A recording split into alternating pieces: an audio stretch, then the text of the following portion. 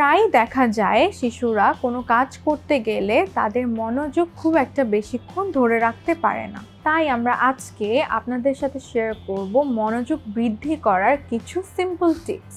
রিসার্চে দেখা গেছে physical activity অথবা এক্সারসাইজ করলে কিন্তু ফোকাস এবং কনসেন্ট্রেশন অনেকটুকু বাড়ে। সেকেন্ডলি, কিছু ফোকাস গেমস অথবা কিছু ফোকাস রিলেটেড অ্যাক্টিভিটিস যেমন art and craft, puzzle solving এর মাধ্যমেও কিন্তু আপনারা আপনাদের শিশুদের ফোকাস বাড়াতে পারেন।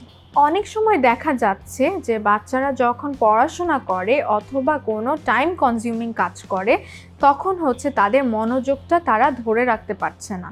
সেই ক্ষেত্রে আমরা যা করতে পারি সেটা হলো যে আমরা যখন কোনো বড় কাজ করতে দিব তাদেরকে, সেই বড় কাজটা তাদেরকে একবারে করতে না দিয়ে সেটি ছোট ছোট করে ভেঙে তাদেরকে করতে দিতে পারি।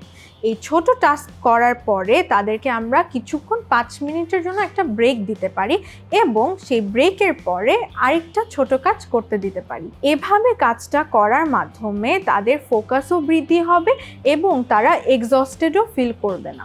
লাস্টলি, আমরা বাচ্চাদের মনোযোগ বৃদ্ধি করার জন্য কিছু ব্রিদিং এক্সারসাইজ করতে পারি অথবা মেডিটেশন করতে পারি, যা তাদের কনসেন্ট্রেশন এবং ফোকাস বাড়ানোর জন্য খুবই হেল্প করতে পারে।